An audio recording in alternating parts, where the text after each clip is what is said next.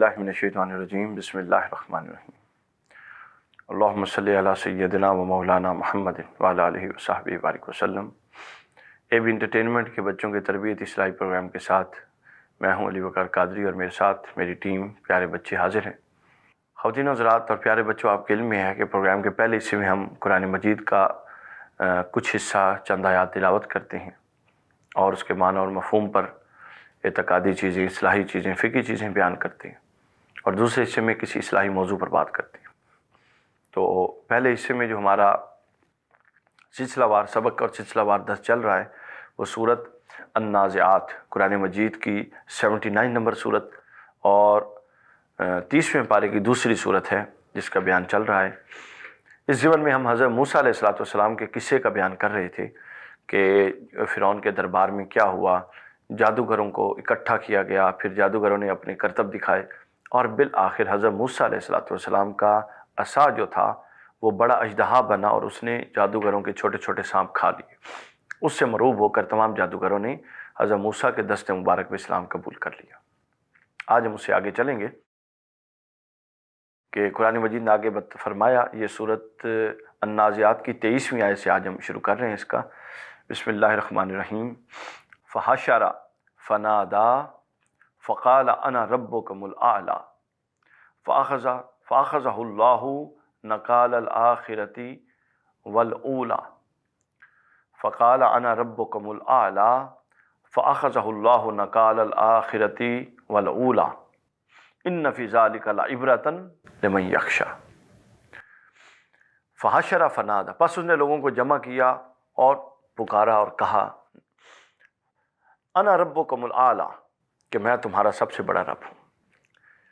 प्यारे बच्चों और ख़वातीन हज़रात, आज हम इस पर बात करेंगे कि इससे क्या मुराद थी कि अना रब्बुकुमुल आला। ये एक समझने से मुतल्लिक चीज़ है कि क्या फ़िरौन ये दावा कर रहा था कि वो इस पूरी कायनात का खालिक है, कि वो रब्बे आला ख़ुद को कह रहा था? हरगिज़ उसका ये दावा नहीं था, ना ये बात उसके जहन में थी। और जो तारीख़ी पस मंज़र, उसकी रिवायात, उसके दौर का और उसके बाकी अकायद व नज़रियात जो कुतुब में मौजूद हैं, उनको देखा जाए तो ये बात पाए सबूत तक नहीं पहुँचती कि वो ख़ुद को खालिक कायनात समझता था। हरगिज़ नहीं। ना वो ख़ुद को इस कायनात का मालिक और मुतसर्रिफ़ समझता था, ऐसी बात भी नहीं थी। ना वो ख़ुद को जानदारों को पैदा करने वाला समझता था, ऐसी बात भी नहीं थी। बल्कि मामला इससे मुख्तलिफ था। फ़िरऔन तो ख़ुद रिवायात में है कि वो तो ख़ुद बाज़ बुतों की परस्तिश करता था और बाज़ बुतों की इबादत करता था। और फ़िरऔन के साथ उसकी कौम के जो मुकालमात कुरान मजीद ने नकल किए, उसमें सूरह आराफ में बाज़ जगहों पर यह भी आया है कि कौम ने फ़िरऔन से ये एतराज़ उठाया फ़िरऔन के पास कि तुम मूसा को कब तक ये इजाज़त दोगे कि वो अपने खुदा की इबादत करे और उसका प्रचार करे और तुम्हारा और तुम्हारे खुदाओं का इनकार करे, जिससे वाज़ेह है कि फ़िरऔन के अपने भी खुदा थे जिसकी वो इबादत करता था। वो खालिक कायनात के माना में ख़ुद को रब्बुल आला नहीं कहता था।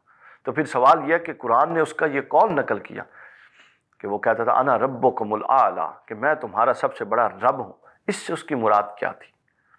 इससे ख़वातीन और हज़रात, दरअसल खुदा का जो रब का मतलब है, इसके अगर हम दो पस मंज़र ले लें, एक मजहबी और दीनी पस मंज़र कि दीन की इस्तिलाह में खुदा किसको कहते हैं, और एक सियासी और माशरती पस मंज़र। तो तफसीर और जो कुरान मजीद का ये जो तसलसल है, ये हमें जिस नुक्ते नज़र पे लाता है वो ये नुक्ता नज़र है कि फ़िरऔन ख़ुद को मजहबी मानों में खुदा नहीं कहता था, बल्कि वो अपने आप को सियासी मानों में खुदा कहता है। मजहबी मानों से मुराद मैं वज़ाहत कर चुका, और सियासी मानों से क्या मुराद है कि हर कोई मेरे तसर्रुफ़ में है, हर कोई मेरी मुट्ठी में है, हर कोई मेरा दस्त नगर है, हर एक पर मेरा तसर्रुफ़ और मेरा तसल्लुत कायम है। मैं जिसके साथ जो चाहूँ करूँ, जिसके साथ जो चाहूँ ना करूँ। मैं जिसको नवाजूँ नवाज सकता हूँ, मैं जिसको तंगदस्त करूँ कर सकता हूँ, मैं जिससे नूह ले सकता हूँ। कोई इंसाफ का तसव्वुर नहीं, मुतलिकुल अनानियत, ठीक है, एक जाबिराना हुकूमत। जी, जो हम जदीद इस्तिलाहात जो इसके लिए इस्तेमाल करते हैं, हम आमरियत और जाबिराना हुकूमत और मुतलिकुल अनानियत, ये वो तसव्वुर था जिसके बयान के लिए वो कहता था कि अना रब्बुकुमुल आला, कि मैं तुम सब पर ताकतवर हूँ, मुझ पर कोई बाला दस्त नहीं है तुम पर हुकूमत करने में। ये उसका माना और मफहूम था। تو یہ ایگزیکٹلی یہ وہ دعویٰ ہے جو دعویٰ صدیوں سے کئی لوگ کرتے آ رہے ہیں، اور ہم اپنے دور میں بھی دیکھتے ہیں لوگ ایسا دعویٰ کرتے ہیں۔ قرآن کے دامن سے کچھ خالی نہیں ہے، ہر حوالے سے ہمارے پاس رہنمائی موجود ہے۔ تو یہ وہ اس کا دعویٰ تھا جو اس نے کیا۔ اب اس دعوے کے آگے اس کی سزا کا بیان ہے کہ اس کے دعوے کے بعد اللہ نے اس کو کیا سزا دی۔ فَأَخَذَهُ اللَّهُ نَكَالَ الْآخِرَةِ وَالْأُولَىٰ، کہ اس کے اس دعوے کے نتیجے میں اللہ تعالیٰ نے اس کو دور عذاب میں گرفتار کر دیا، آخرت والاولیٰ، دنیا کے عذاب میں بھی اور آخرت کے عذاب میں بھی۔ اس پر مفسرین کے کچھ آراء ہے جو میں پیش کرنا چاہتا ہوں اپنے بچوں کو بھی، اور ٹیلی ویژن کے ذریعے جو بچے اور خواتین و حضرات دیکھ رہے ہیں ان کو بھی۔ حضرت مجاہد اور حضرت سعید بن جبیر رضی اللہ تعالیٰ عنہ رحمہ اللہ، آپ کی رائے ہے کہ فرعون نے 2 دعوے کیے تھے۔ ایک دعویٰ اس کا تھا جو سورۃ القصص میں موجود ہے، ما علمت لکم من الہ غیری، مجھے اپنے سوا تمہارا کوئی معبود نظر نہیں آتا، میں اپنے سوا تمہارے کسی معبود کو نہیں جانتا۔ یہ دعویٰ اس نے کیا، اور بچوں اور خواتین و حضرات یہ دعویٰ 40 سال تک وہ کرتا رہا، یعنی 40 سال تک وہ اپنے اس دعوے پر قائم رہا۔ اس کے بعد 40 سال بعد اس نے دعویٰ کیا انا ربکم الاعلیٰ، جو ادھر سورۃ النازعات جو ہم پڑھ رہے ہیں اس میں اللہ تعالیٰ نے نقل فرمایا۔ 40 سال بعد حضرت عبداللہ ابن عباس رضی اللہ تعالیٰ عنہ نے اس پر ایک بڑا زبردست نکتہ بیان فرمایا۔ آپ فرماتے ہیں کہ فرعون نے پہلا دعویٰ کیا، اس کے بعد جو 40 سالہ مدت ہے وہ اللہ نے اس کو مہلت دی کہ وہ پلٹ جائے، وہ اپنی اصلاح کر لے، وہ اپنے آپ کو بہتر کر لے، اور وہ حقیقی معنوں میں سمجھ جائے کہ وہ خدا نہیں ہے بلکہ وہ ایک بندہ ہے، خدا کا بندہ ہے، اور اگر وہ خدا کی فرما برداری اور طاعت گزاری نہیں کرے گا تو وہ برباد ہوگا۔ لیکن اس نے اس طرف توجہ نہ دی اور مسلسل اپنی سرکشی اور ہٹ درمی میں بڑھتا گیا۔ 40 سال رجوع نہ کرنے کے بعد دوسرا دعویٰ کیا، اور جب دوسرا دعویٰ کر دیا نا ربکم الاعلیٰ، تو ساتھ ہی اللہ کی گرفت نے اس کو لے لیا، فَأَخَذَهُ اللَّهُ نَكَالَ الْآخِرَةِ وَالْأُولَىٰ، تو اللہ نے اس کو پکڑ لیا۔ تو گویا یہ 2 دعوے تھے اس کے، تو ان 2 دعووں کے بدلے اس کے 2 سزا دی گئی۔ پہلی اس کی تعبیر یہ تھی۔ دوسری اس کی ایک توجیہ کی گئی کہ حضرت امام حسن اور حضرت قتادہ سے یہ مروی ہے کہ دنیا و آخرت کے عذاب سے مراد ہے کہ دنیا میں اس کو سمندر میں غرق کر دیا گیا، جس طرح وہ اپنے لشکر کو لے کے جا رہا تھا۔ حضرت موسیٰ تشریف لے گئے لیکن وہ دریا میں غرق ہو گیا۔ تو دنیا میں اس کا عذاب جس کی طرف اشارہ ہے کہ آخرت والاولیٰ، اولیٰ دنیا میں یہ تھا کہ سمندر میں غرق ہو، اور آخرت میں یہ ہے کہ اس کو دوزخ میں ڈالا جائے گا۔ اور اس کی تیسری تعبیر کفال سے مروی ہے کہ انہوں نے لکھا کہ فرعون نے، انہوں نے بھی یہ لکھا، 2 جرم کیے تھے۔ ایک جرم اس کا یہ تھا کہ حضرت موسیٰ علیہ السلام کی تکذیب، اور دوسرا جرم اس کا یہ تھا کہ اللہ تعالیٰ کی نافرمانی۔ گویا ہر 2 یہ جتنے بھی مفسری تفسیری آراء ہیں ان میں سب کا اتفاق ہے 2 جرم تھے، اور 2 جرموں کے بدلے میں 2 سزائیں دی گئیں، اور وہ 2 سزائیں یہاں ہم بیان کر چکے ہیں کہ ایک سزا کیا ہے، دنیا میں بھی اس کے لیے ذلت ہے اور آخرت میں بھی اس کے لیے ذلت اور عذاب ہے۔ دنیا میں ذلت کی کئی صورتیں ہیں، کچھ میں بیان کر چکا، جو عذاب ملا وہ بھی ایک ذلت تھی۔ اب جو اس کی بدنامی ہے، نیک نامی نہیں ہے، اللہ کے پیغمبر اور حق کے مد مقابل باطل قوت کے طور پہ اس کو پہچانا جاتا ہے۔ پیارے بچوں اور خواتین حضرات، یہ بھی اس کے لیے ایک ذلت ہے، یہ بھی اس کے لیے ایک بدنامی ہے، یہ بھی ایک عذاب ہے جو اللہ نے اس کے نام، اس کے کھاتے میں ڈال رکھا ہے۔ اور حضرت موسیٰ علیہ السلام کی نیک نامی، اللہ کے اولو العزم پیغمبر، اولو العزم رسول۔ تو دوسرا، آخرت میں بھی جب میدان محشر ہوگا تو انبیاء حضرت موسیٰ کس شان کے ساتھ آئیں گے، اور یہ جو ائمہ کفر ہیں، کافروں کے امام اور مطلب سرکشوں کے امام، یہ کس ذلت اور کس عذاب الہی کے ساتھ آئیں گے، یہ معاملہ وہیں پہ دیکھنے کا ہے۔ لیکن اللہ نے بیان فرما دیا ہے کہ ان کو دور عذاب میں ڈالا جائے گا، اور آخر پہ فرمایا ان فی ذلک لعبرۃ لمن یخشی۔ بس فرعون کی یہ دنیا اور آخرت میں سزا اگر کوئی عقل رکھتا ہے تو اس کے لیے یہ سبق ہے کہ ہم نے ہمیشہ کے لیے موسیٰ کو زندہ اور فرعون کو مردہ کر دیا۔ خواتین و حضرات، آج ہم اس کا بیان یہیں پہ روکتے ہیں، ابھی بریک کا وقت ہے، بریک کے بعد پروگرام کے دوسرے حصے میں شامل ہوتے ہیں۔ تعلیم القرآن۔ ویلکم بیک خواتین و حضرات، پروگرام کے دوسرے حصے میں خوش آمدید کہتے ہیں۔ آج ہم اس حصے میں حضرت خواجہ حسن بصری، امام حسن بصری رضی اللہ تعالیٰ عنہ، متقدمین اولیاء میں، صوفیاء میں، اولین صوفیاء میں جن کا شمار ہوتا ہے، اور نہایت جلیل القدر شخصیت، نہایت صاحب تصرف شخصیت اور نہایت صاحب کشف و کرامات شخصیت، ان کے کچھ احوال اور کچھ تذکرے آپ کے سامنے پیش کریں گے۔ آپ حضرت ام المؤمنین ام سلمہ رضی اللہ تعالیٰ عنہ کی کنیز کے بیٹے تھے، اور بچپن میں آپ حضور نبی اکرم صلی اللہ علیہ وسلم، ایک روایت میں ہے تذکرۃ الاولیاء میں حضرت خواجہ فرید الدین عطار نے اس روایت کو نقل کیا کہ بچپن میں ایک دن آپ حضور نبی اکرم صلی اللہ علیہ وسلم کے گھر جب اپنی ماں کے ساتھ آیا کرتے تھے تو حضور کا آپ نے پیالے میں پانی نوش فرمایا، تو وہ پیالہ پانی بچا ہوا پڑا ہوا تھا، تو تھوڑی دیر بعد دیکھا تو وہ ختم تھا۔ تو جب حضور صلی اللہ علیہ وسلم نے پوچھا کہ یہ پانی کس نے پیا ہے، تو حضرت ام سلمہ نے کہا کہ حسن نے پیا۔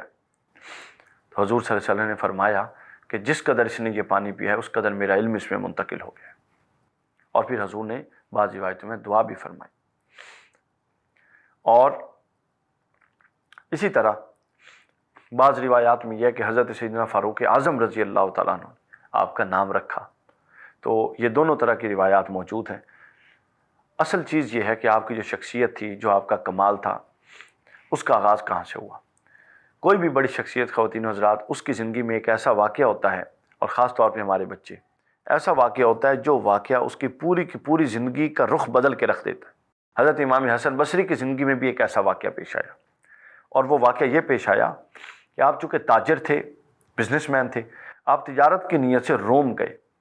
وہاں گئے تو وہاں کے ایک وزیر سے ملاقات کے لیے چلے گئے۔ تو جب وہاں پہنچے تو وزیر آگے کہیں جانے کی تیاری کر رہا تھا، تو اس نے آپ کو کہا کہ آپ بھی آ جائیں، تو آپ بھی اس کے ساتھ آگے چلے گئے۔ جب ایک مقام پر پہنچے تو وہاں دیکھا کہ گھوڑوں پر کچھ سوار لوگ گھوڑوں پر کچھ سوار لوگ ہیں، اور یہ سب جنگل میں جا پہنچے، آپ بھی ساتھ تھے۔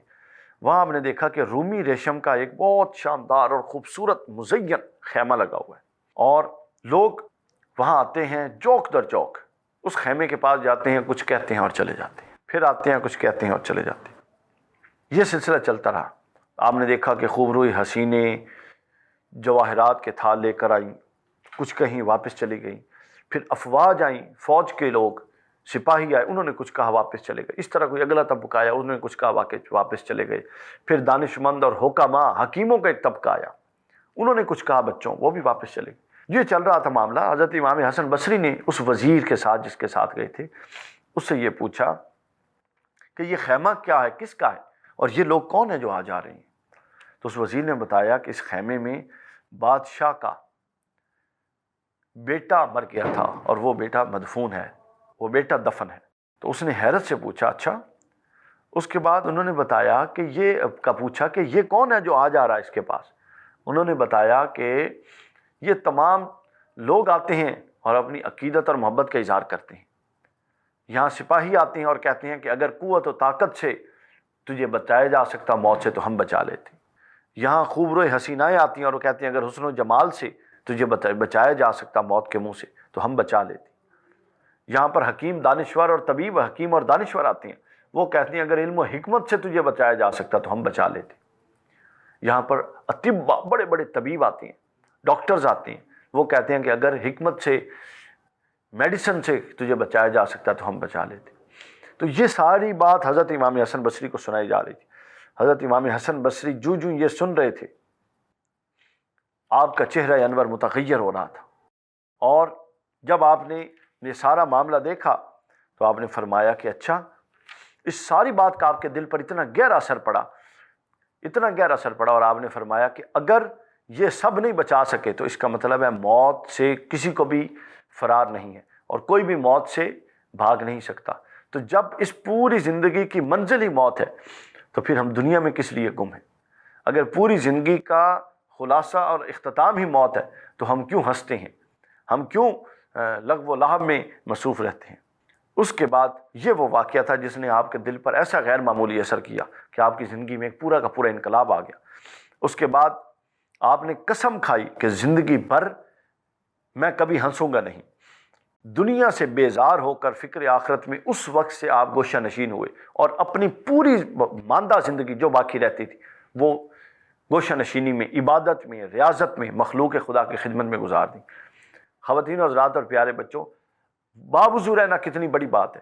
حضرت امام حسن بصری 70 سال باوضو رہے، اور کبھی ایسا نہیں ہوتا تھا کہ آپ کا وضو ٹوٹ جائے، جیسے ہی وضو ٹوٹتا تھا آپ فوراً وضو کر لیتے تھے، باوضو نہیں بیٹھتے تھے۔ یہ وہ چیزیں تھیں جنہوں نے آپ کو اپنے ہم اثر بزرگوں میں اور اولیاء میں اونچا مقام دیا۔ یہ وہ ابتدا تھی آپ کی حیات مبارکہ کی، آپ کی زندگی کی۔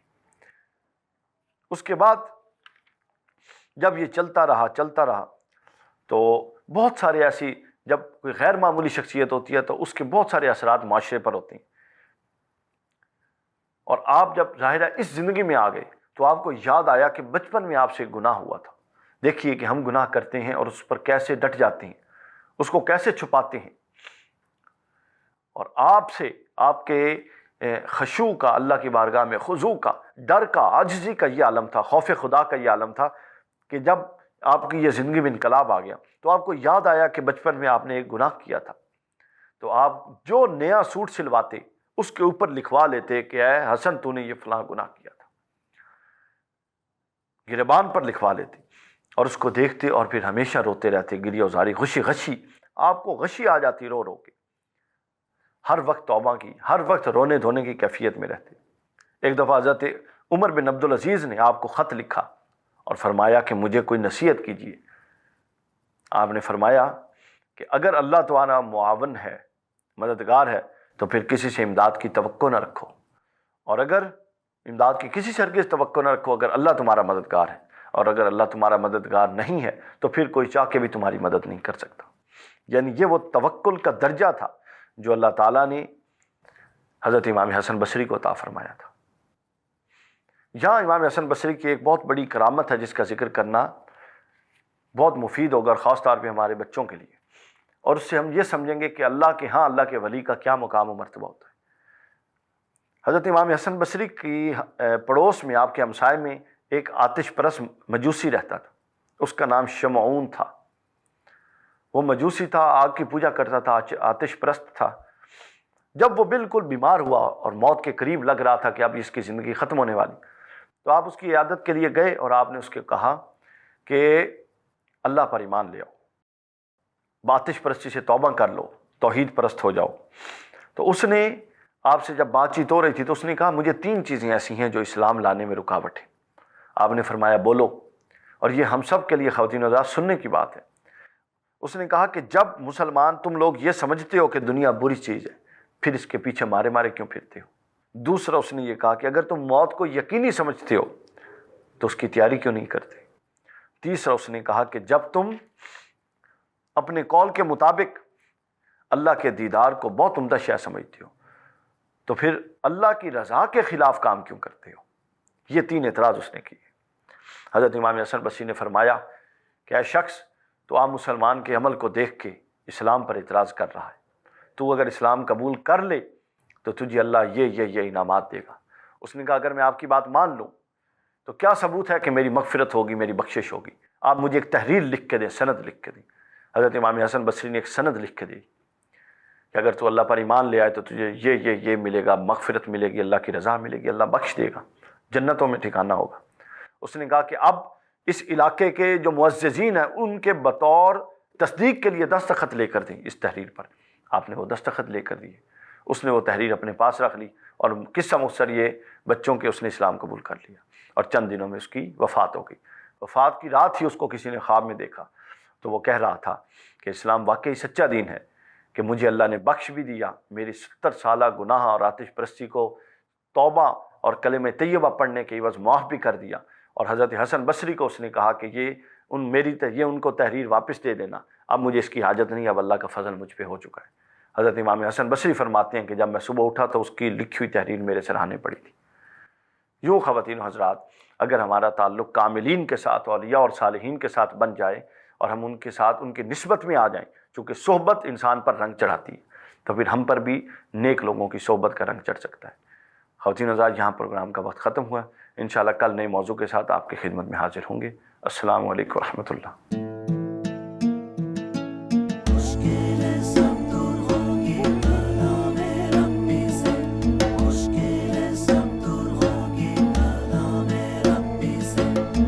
تا